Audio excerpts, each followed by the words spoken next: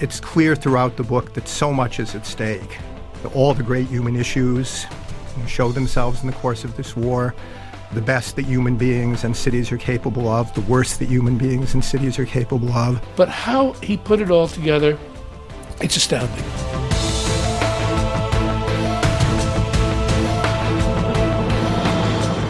It was a war deemed unmatched by any other, and the stakes were high. A battle between two forces representing diametrically opposed worldviews and traditions. It lasted 27 years. Countless lives were lost. And one man was on the scene scrupulously capturing the battles, the massacres, and the great political speeches that unfolded. And through his recording of the events, he set the bar for the way we tell stories and record history today.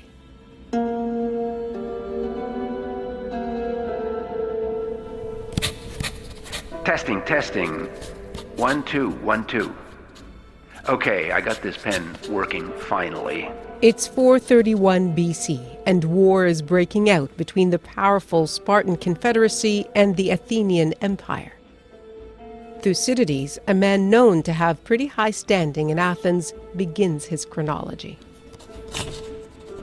Thucydides, that's me, the Athenian, wrote the history of the war fought between Athens and Sparta, beginning the account at the very outbreak of the war in the belief that it was going to be a great war and more worth writing about than any of those which had taken place in the past.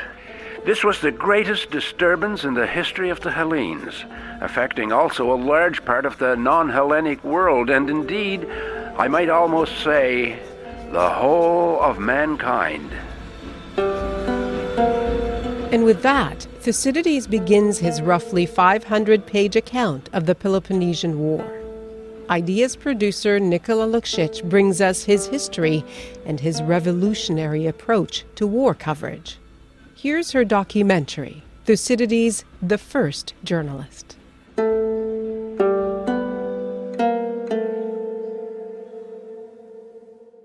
About 2,500 years ago, the ancient Greek world was teetering on the edge of a war that would spell the demise of an empire and eventually lead to the implosion of ancient Greece's power. The two main forces in this war were Sparta, a staid, militaristic, and slow-moving oligarchy, and Athens, a vibrant, young, creative democracy. The problem was that the Hellenic world wasn't really big enough for both the Athenian Empire and the Spartan Confederacy. Clifford Orwin first read Thucydides' account of the Peloponnesian War when he was 12 years old, and it remains his favorite text. He teaches political philosophy and ancient thought at the University of Toronto, and is the author of a book called The Humanity of Thucydides. They really were almost two different ways of life. I mean, they were both recognizably part of the Greek way of life. They had the same gods and dialects of the same language and so on, and many of the same institutions. But Sparta was intensely traditional, and Sparta was also intensely regimented. Whereas Athens was the city of innovation. Athens was open to everything new, especially to everything new in the way of thought, whereas Sparta was quite resistant to what was new in the way of thought. There was a kind of freedom, obviously, in the air in Athens, and a kind of freedom of conduct, for that matter, in Athens that was absent in Sparta. At the same time, Sparta was sound and Athens was shaky. That's something that would become increasingly clear as the war proceeded. We're talking now at the eve of the Peloponnesian War. Athens would be self-confident, profoundly democratic, believing in its ability to try new things. Sparta believed in its Lycurgan revolution that had been, in its mind, going on for a couple of centuries, the maintenance of old values, of traditional warrior strengths. Carolyn DeWald first read Thucydides in her teens. She's a professor of history and the director of the Classical Studies program at Bard College. Philosophical, political, and lifestyle preferences aside, Athens and Sparta also celebrated starkly different military strengths.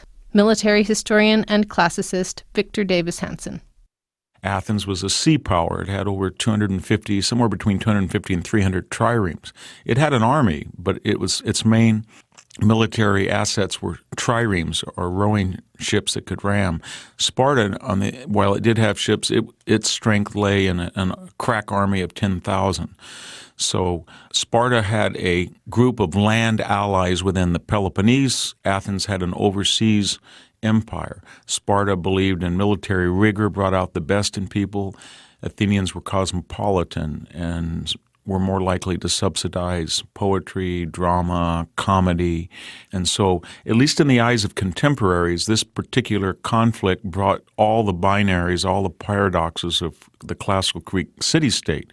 In other words, it was a referendum under which system: oligarchy, democracy, parochial rural life versus cosmopolitan city life, sea power versus land power, Ionian liberality versus Doric severity. So all of that came together in this 27-and-a-half-year war. So here you have two mighty powers staring each other in the face.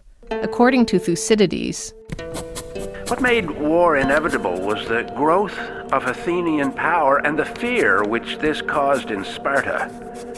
Never before had so many cities been captured and then devastated, whether by foreign armies or by the Hellenic powers themselves. Never had there been so many exiles. Never such a loss of life, both in the actual warfare and in internal revolutions. So who pulled the trigger? Well, we should remember that Athens didn't start the war, Sparta did. It preempted, to use that now controversial term. In 431, it preempted by invading the Athenian countryside in somewhere around May of 431. And the Athenians had no deterrence. They could not stop Sparta from doing so. And this way of thinking, Sparta, why did they preempt? Why did they start a war with Athens? They had had an alliance with them. They had been former allies. They had fought a war earlier, roughly 15 years before, that was inconclusive. It was the view of the historian Thucydides that it was almost inevitable because Sparta, being somewhat conservative and parochial and without a dynamic culture or economy, was losing influence. And Athens was spreading culturally, through drama, through literature, through a vibrant economy, through a multifaceted military. And the Spartans came to the conclusion that if they did not preempt, then in 431, then their culture would be in decline. And so war breaks out. Athens' brash, self-assured enthusiasm met by Sparta's cool confidence. And it's important to remember that the war didn't just sit with those two great forces, but city-states across the region got sucked into the fight as they allied themselves with either Athens or Sparta. And Thucydides captured the vortex as it unleashed itself on the ancient world. Thucydides is brilliant in showing us how cities are drawn in inevitably. City by city kind of gets pulled into this convulsive major regional war because of the power of Athens and the power of Sparta and the way they opposed each other. It just became almost irresistible. I think it would be fair to say it might seem to a Greek the way a world war would seem to us. Every city in Greece was involved, and the magnitude of the suffering, I think he's correct, that each city as it got sucked in really did experience extraordinary dislocations and loss of life. It would be a terrifying thing to experience that breakdown, and Thucydides uses the imagery of plague.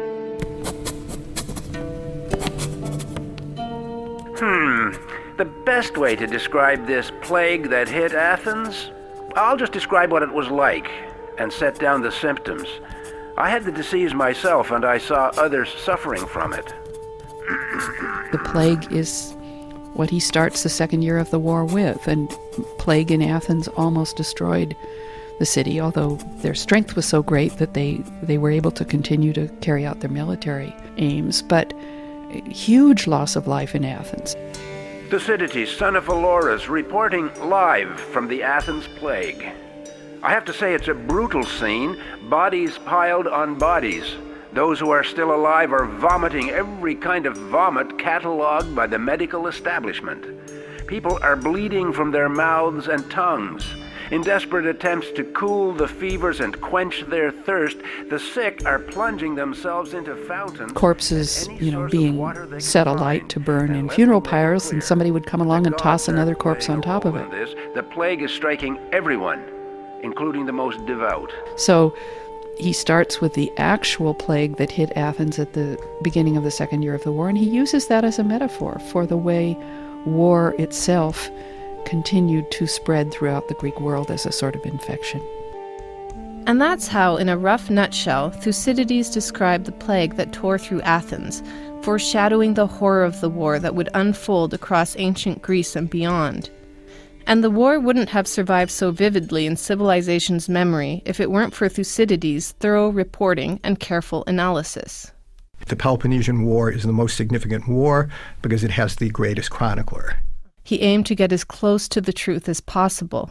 He wasn't interested in gossip or fancy indulgent stories. His aim was pure, objective truth. Right at the beginning of his account, he distances himself from traditional storytelling, the kind that indulges in believing that gods or the fates play important roles in the real world. You just can't rely on every detail which has come down to us by way of tradition. People are inclined to accept all stories of ancient times in an uncritical way. Most people, in fact, will not take the trouble in finding out the truth, but are so much more inclined to accept the first story they hear. Thucydides approached recording the Peloponnesian War with a scientific rigor. Thucydides at least thought that he too was a scientist and that he could apply the scientific method to his history, and rather than bringing in gods and the Trojan War and heroes and fantastic archaeological finds from an ancient age, he would say, I'm not going to do that. I don't think that one will be far wrong in accepting the conclusions I have reached from the evidence which I have put forward. It's better evidence than that of the poets who exaggerate the importance of their themes, or of the prose of chroniclers who are less interested in telling the truth than in catching the attention of their public, whose authorities cannot be checked, and whose subject matter is mostly lost in the unreliable streams of mythology. I'm going to apply the same rigor of collecting symptoms and then evaluating them, and then offering a diagnosis of what the problem is, and then offering my prognosis that this could happen again, given what I've said, if the same situation were to reoccur. And with regard to my factual reporting of the events of the war, I have made it a principle not to write down the first story that came my way, and not even to be guided by my own general impressions. Either I was present myself at the events which I have described, or else I heard them from eyewitnesses whose reports I have checked with as much thoroughness as possible. Not that the truth was easy to discover. Different eyewitnesses give different accounts of the same events, speaking out of partiality for one side or the other, or else from imperfect memories. His purpose in writing the book was not to call attention to himself or to reveal anything about himself or to justify his role in the conflict. He did not write a memoir. He's after much bigger game. He wants to teach the reader what he regards as the most important lessons about human political life, and in as much as politics is the peak human activity, the most important lessons about human life as such. It will be enough for me, however, if these words of mine are judged useful by those who want to understand clearly the events which happened in the past, which, human nature being what it is, will at some time or other, and in much the same ways, be repeated in the future. My work is not a piece of writing designed to meet the taste of an immediate public, but was done to last forever. So here we have Thucydides setting out to revolutionize the way history is recorded. But very little is known about the man himself. What little we do know comes from his own writing. We know he was an Athenian and he was in his early 30s when war broke out in 431 BC, and he lived to see the end of the 27-year war. We also know he was well educated and came from a wealthy family. He also tells us he was an Athenian general in the war, but lost a major battle to the Spartans, so his fellow Athenians voted to exile him, which conveniently set the grounds for an even stronger piece of journalism. Whereas he'd spent the first half of the war on the Athenian side, he spent the second half of the war on the side of the Spartans and the Allies, which however much that might have been a misfortune to him personally, was of the greatest benefit to him for his great project. And he says this. He says that by virtue of his exile, he was able to get the other side of the story in a way that he never could have done, right, had he remained a combatant on the Athenian side. And he was driven by his obsession to get the details right. He believes you have to get the facts on the ground from the people who knew best, who were there at the time. He traveled all the way through the Greek world interviewing people on all sides, as he says in Book 5, after his own exile. So he really was collecting facts and collecting them very carefully. He would get right who the commanders of the ships were, how many people were involved, where precisely the battle took place. He really tried as hard as he could to be describing military facts on the ground in ways that we can still study. We can still plot out how a Thucydidean battle might have occurred. So acrobeia, exactitude of the data, I think is the most important thing. He says that he tried to listen to what people said if he was there. If he was not there, he tried to get reports from others, and if he couldn't get accurate reports, he tried to confirm them by witnesses. He consulted documents on stone and official records. And as vivid as the text is, it's also incredibly dense. The problem with reading Thucydides, of course, is that you pick up page 1, you've got 500 more to go, and you're going to encounter 10, 20,000 personal names in Greek, place names, practices, protocols, and it just overwhelms you immediately. I mean, you pick up Thucydides, and what in the world is Acarnania?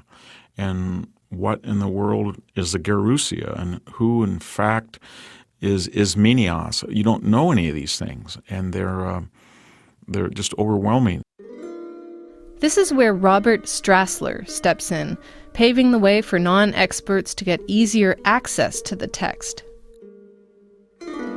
Well, I'm Robert Strassler, and I'm identified as an unaffiliated scholar, which means I don't have an academic position. I don't have a professorship or a tenure or anything like that. I had a career for 25 years before I turned to the classics as a businessman. I was in the oil and gas equipment business, a very interesting and exciting business in its way, full of risks and decisions that helped, if you will, sharpen my acuity for looking at ancient historians.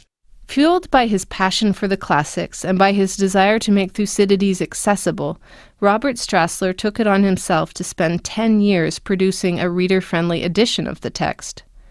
The landmark Thucydides, a comprehensive guide to the Peloponnesian War, is now the standard version for English-speaking universities. The dozens of maps and hundreds of footnotes and appendices give the first-time reader a solid guide through the most dense passages.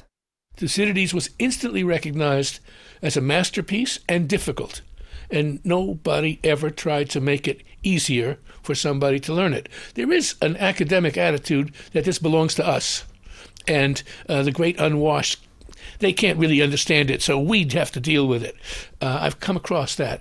But for the most part, scholars were really very, very happy to help me. Of course, I underestimated. I thought it would take me 2 years, and Thucydides took me closer to 10 years. And Strassler, like anyone who immerses themselves in the Peloponnesian War, is blown away by the sophistication of Thucydides' mind. It's astounding that he could do it. It's very hard. You know, it's like when I read about people who could memorize the entire, whatever it is, 24,000 lines of Homer. I say, well, that's, they must have been sick. What's going on? What kind of brain did they have? Well, he had a very fine computer in his head. and he could remember a great deal, and he must have had long winter evenings with nothing to do, in which he sat down and wrote all this, pored over his notes maybe, and rather than with a large roll behind him, he probably had something to write little notes on, and he may have even developed a little sort of cursive shorthand so he could take down things very easily and fast. So you have one man single-handedly pioneering the way war is reported, wandering around ancient Greece as battles flare up around him, interviewing anyone of any standing who would give him any worthwhile information. Papyrus would have been the most common way to jot down notes, but could Thucydides have marched around the countryside with giant papyrus scrolls in his satchel? Yeah, that's a funny idea of him walking around with a giant papyrus scroll. I suppose it's possible, although, it's a humbling fact. It's been established that people in pre-literate cultures have much better memories than those of us who live in a literate culture. And Greek culture, while it was literate, was very much a culture of memorization. Just as you have schools in the Muslim world today that teach primarily memorization, so the education of a well-born Greek schoolboy consisted, primarily in memorizing Homer and so on. So we can be sure that, the Greeks generally probably had better memories than we did, and that Thucydides had quite an extraordinary one. Mm-hmm. But it's possible, as you say, that he lugged around that large scroll of papyrus. Who knows?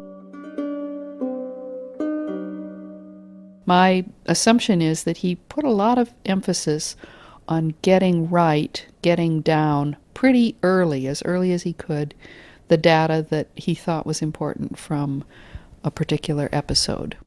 So if he wasn't lugging around giant papyrus scrolls, people had wax tablets on which they took notes, and it looks like a Palm Pilot. And what it would have been is a hinged wooden thing with a cover and a hinge, and a piece of wax in it.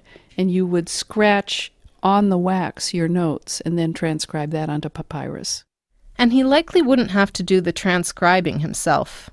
Thucydides was a wealthy guy, so I think we can assume he would have been able to dictate to some convenient scribe/slave in his employ his thoughts. So Thucydides stockpiled reams and reams of factual notes, but beyond transmitting a list of facts to his readers, he offers much more. He has an acute sense of judgment so that he'll back off from just an elaborate, detailed chronicle and will reflect on what a particular set of occurrences meant. He'll do that either in the context of a speech that someone's giving at the time, or, more rarely, his own analytic observations about the situation. And what's more, he recognizes that most people like journalism that conforms to their prejudices. And this, of course, is a plague today, that people only get the news from sources that share their bias about the news. Thucydides makes it clear that no one who has biases about the Peloponnesian War is going to be gratified by his history. Because whatever city you're from, he's going to present a version of the war that is not your city's version of what happened. It's not one that's going to vindicate your city's justice or praise its courage. He exposes the truth about the war, which is not ultimately flattering to any of the participants.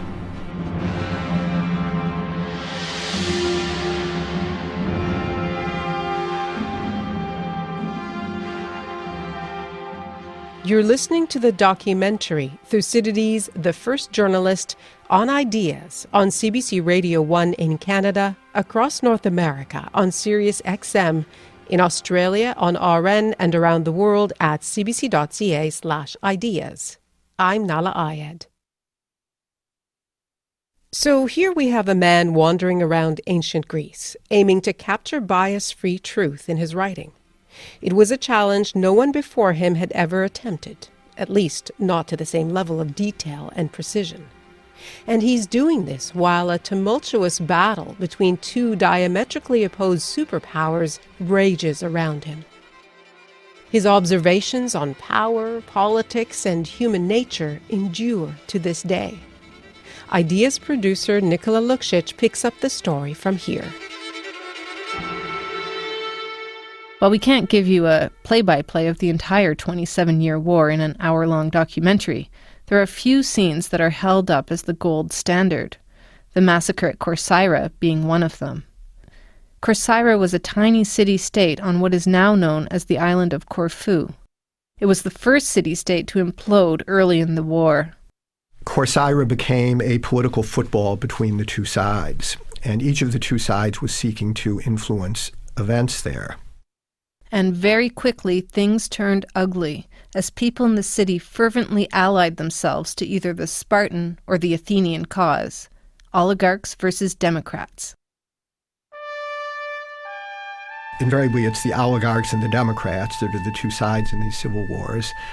The oligarchs and Democrats each pushing their interest in the guise of promoting the general good, each not hesitating to go as far as murdering those on the other side. And the stages by which the conflict between the oligarchs and the Democrats in Corcyra degenerated into civil war, with the two sides then intervening, both the Spartan fleet and an Athenian fleet intervene. And when the Athenian fleet prevails over the Spartan fleet, that means that the Democrats now have a free hand within the city, which they use, in the most, terrible and merciless way.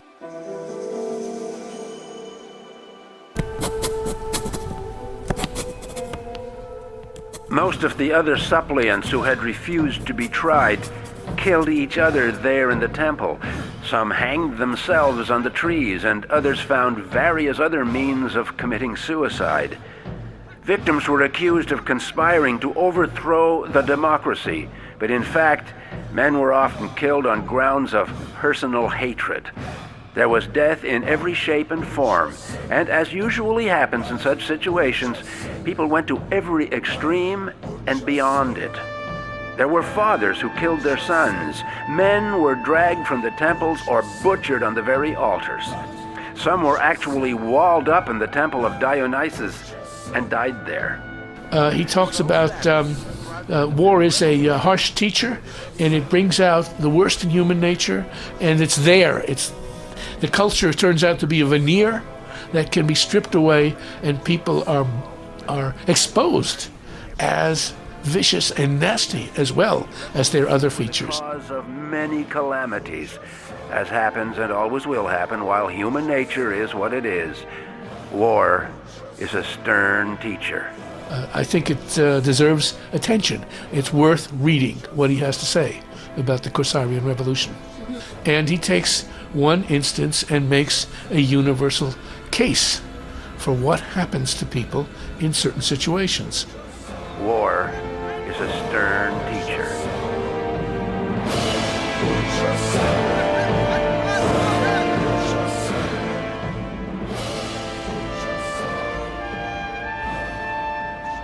Just a welter of blood. And Thucydides stands back and says in chapter 82, "So savage was the progress of this revolution, and it seemed all the more so because it was one of the first which had broken out.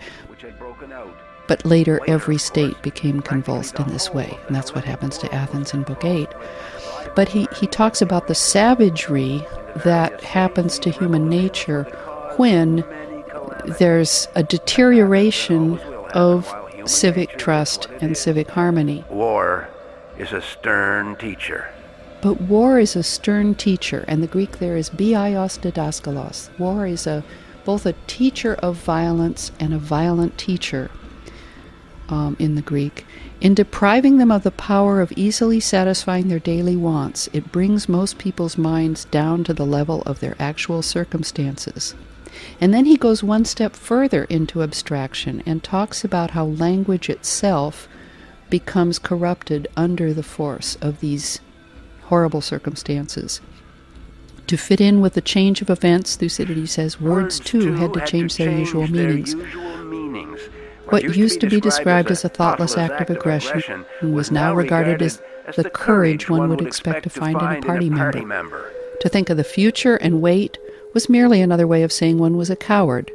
Any idea of moderation was just an attempt to disguise one's unmanly character. Fanatical enthusiasm was the mark of a real man. And to plot against an enemy behind his back was perfectly legitimate self-defense. And he goes on, but he's so sensitive to the way language itself explodes under the kinds of horrors that civic warfare generates. Was the cause of all these evils. Yeah, as a result of these revolutions, there was a general deterioration of character throughout the Greek world. The simple way of looking at things, which is so much the mark of a noble nature, was regarded as a ridiculous quality and soon ceased to exist. Society had become divided into two ideologically hostile camps, and each side viewed the other with suspicion. That really is Thucydides' vision, and I think the brilliance of his ability to stand back and examine stuff that is almost unbearable to look at. The odd thing is the intelligence itself is passionate. It's a very cold, analytic vision, but it has enormous passion behind it, of the passion to believe in saying exactly what is happening and to be able to stomach that and put it down. I don't think anybody's done it better.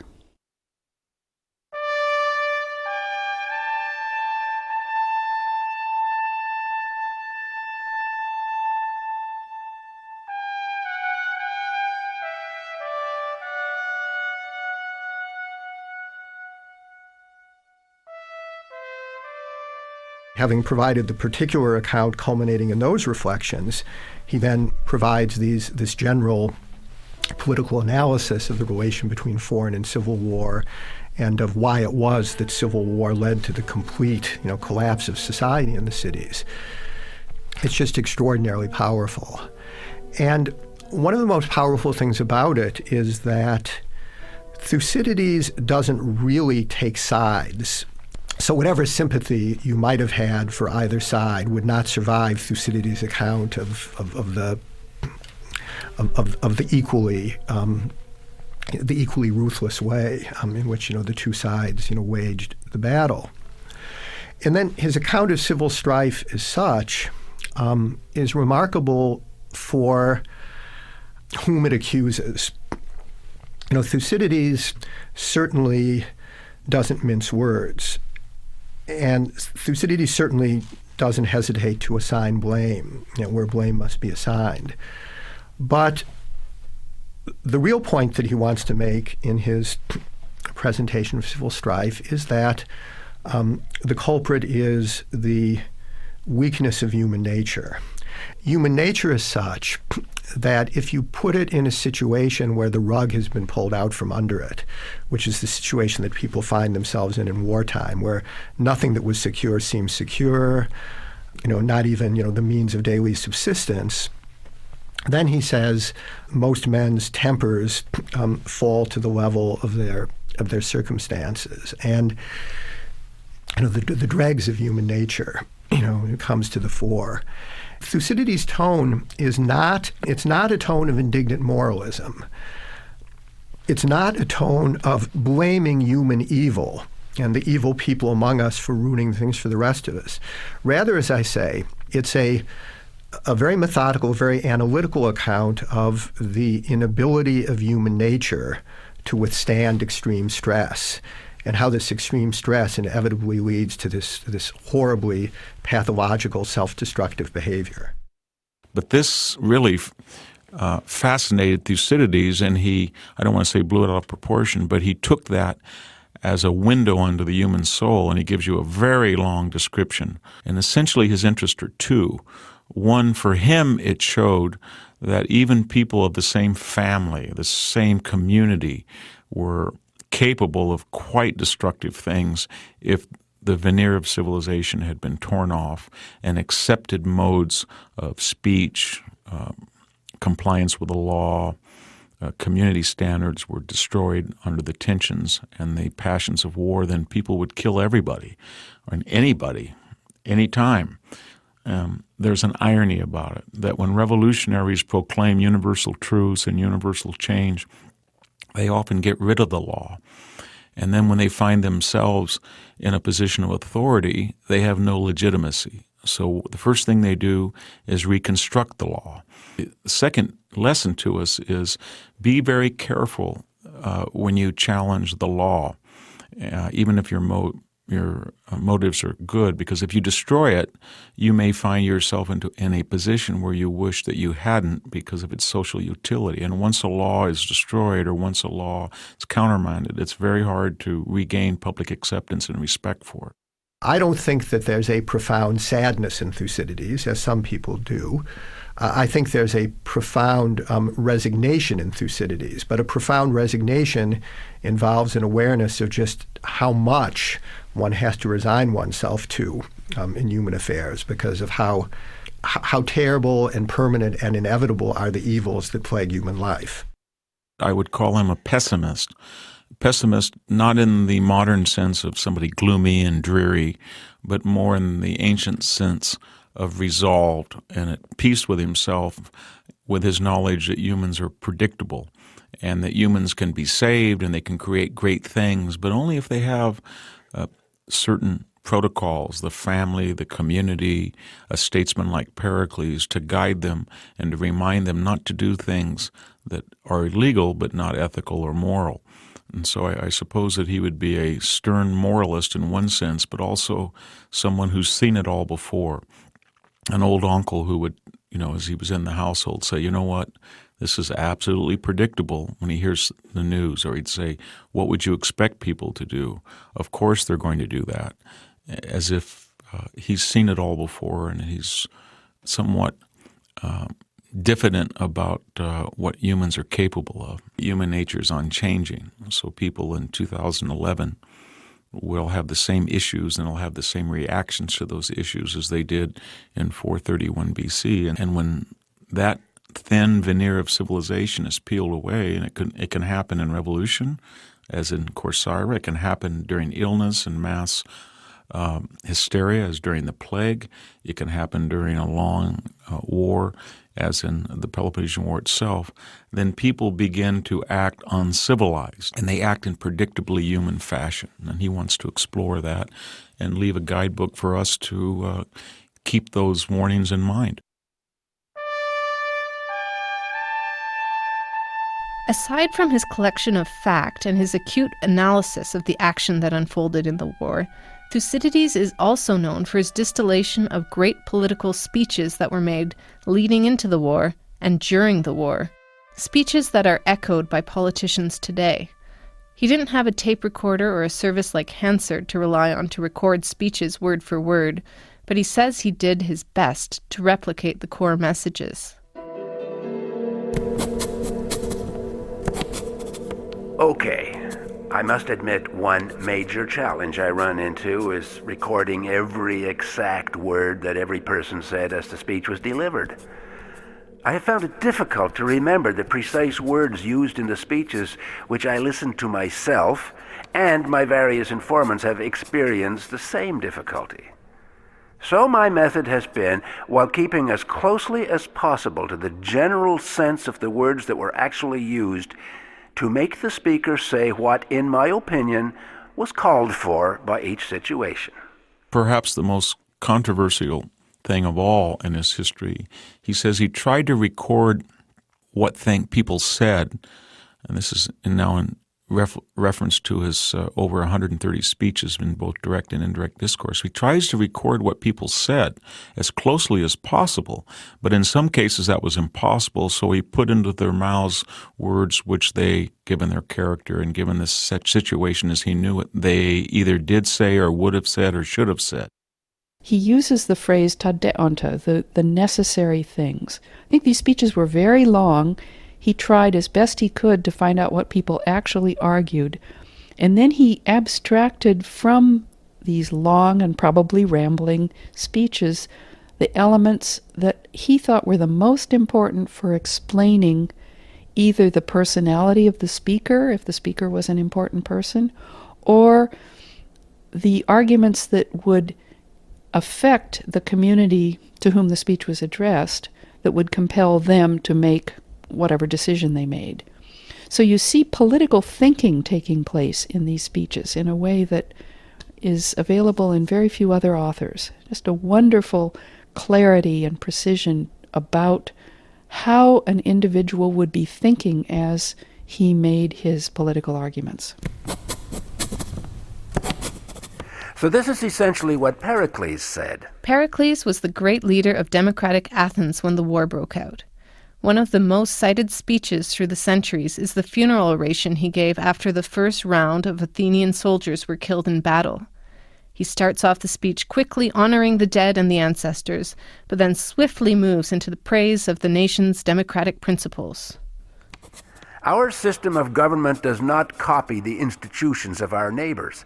It is more the case of our being a model to others than of our imitating anyone else.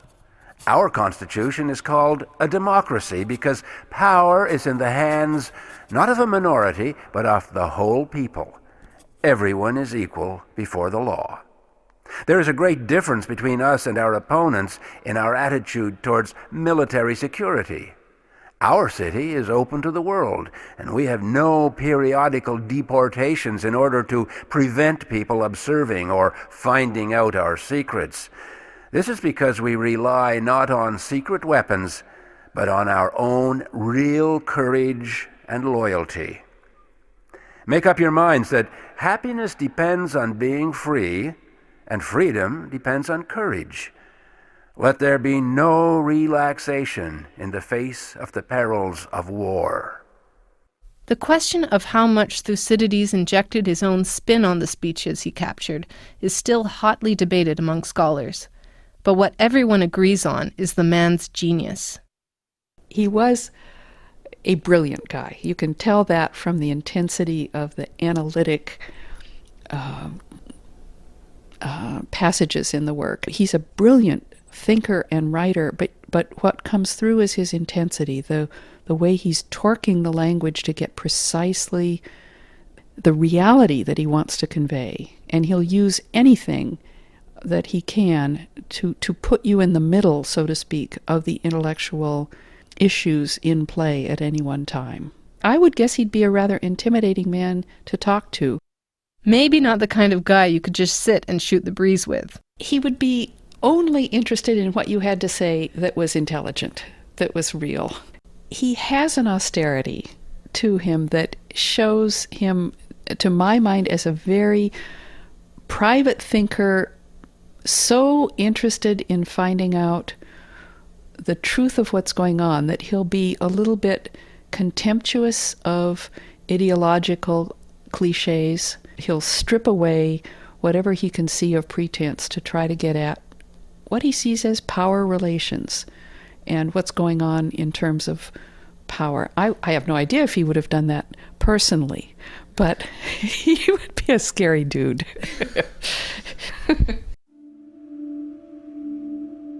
But despite the austerity, Clifford Orwin says that deep down, Thucydides would have a soft spot for humanity.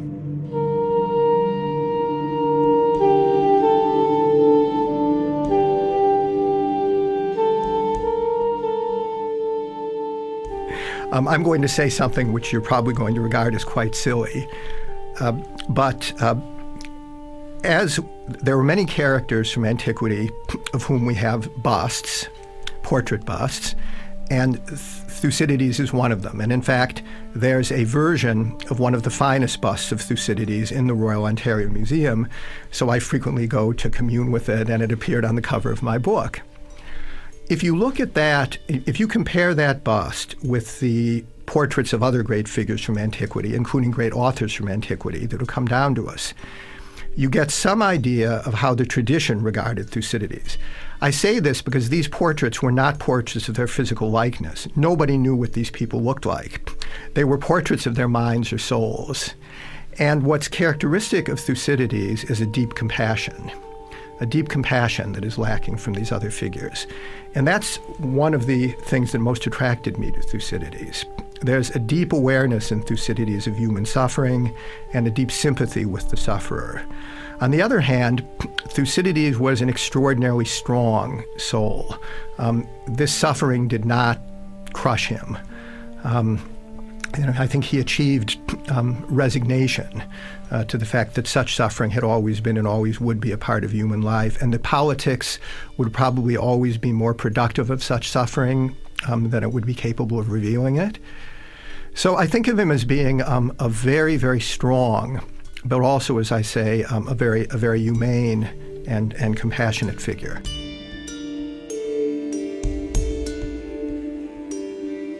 So savage was the progress of this revolution that it seemed all the more so because it was one of the first which had broken out.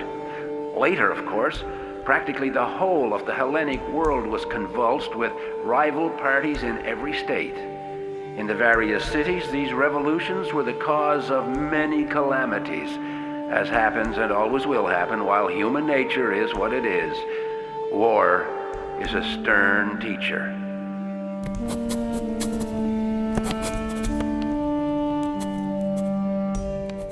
Revenge was more important than self-preservation. Love of power, operating through greed and through personal ambition, was the cause of all these evils. And what would he have made of journalism today?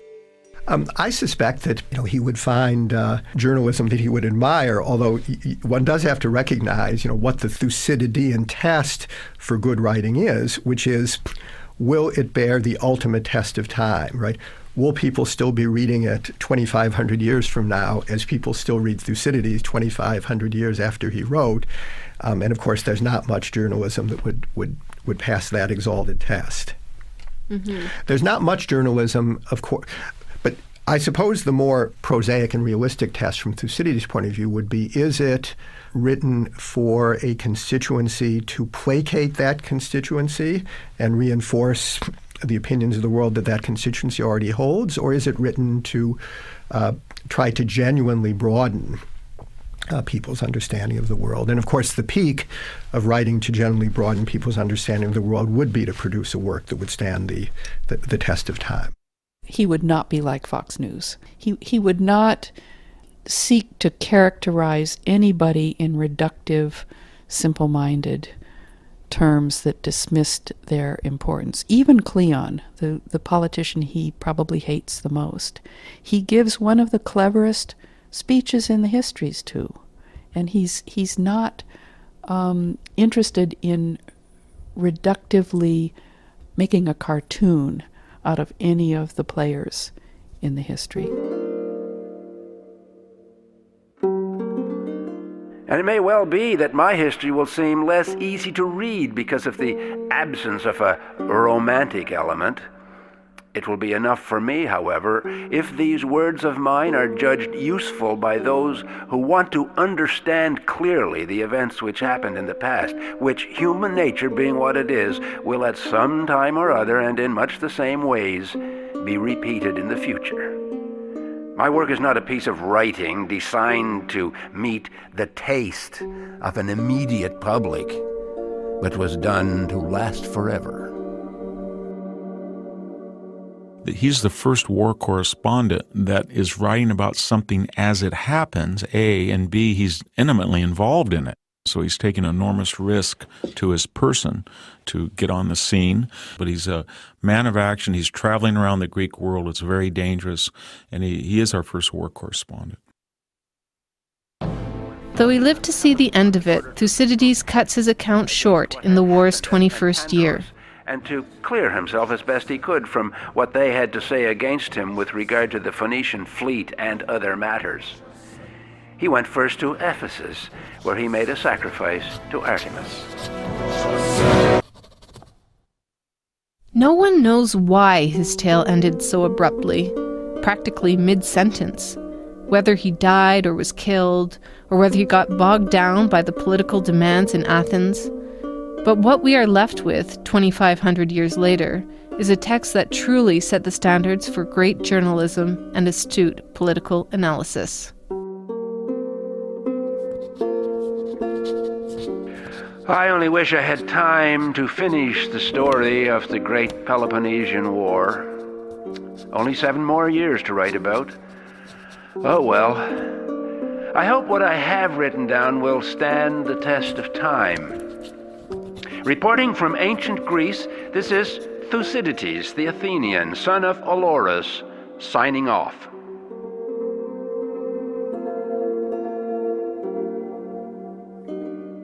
Thucydides, the first journalist, was originally broadcast in 2010. It was produced by Nikola Luksic. Sound design by Paolo Pietropaulo. Connoisseurs would have noticed that we took some liberty with Thucydides' words to make some of the scenes a little more radiophonic. For this episode, we drew from Rex Warner's 1954 translation of Thucydides' History of the Peloponnesian War. We also relied heavily on Robert B. Strassler's edition of the text called The Landmark Thucydides, a comprehensive guide to the Peloponnesian War. Special thanks to all our guests. Clifford Orwin. I'm a professor of political science, classics, and Jewish studies at the University of Toronto. And I'm also a distinguished visiting fellow at the Hoover Institution of Stanford University. Carolyn Dewald, and I teach ancient history and classics at Bard College. Victor Davis Hanson, senior fellow in classics and military history at the Hoover Institution, Stanford University, and I'm a professor of Greek emeritus at Cal State Fresno. Robert Strassler. I'm identified as an unaffiliated scholar, which means I don't have an academic position. And I've, over the years, read Thucydides and Herodotus the way some people pick up the Bible and read the Bible every 5-10 years. Many thanks as well to Lyndon McIntyre for playing the role of Thucydides.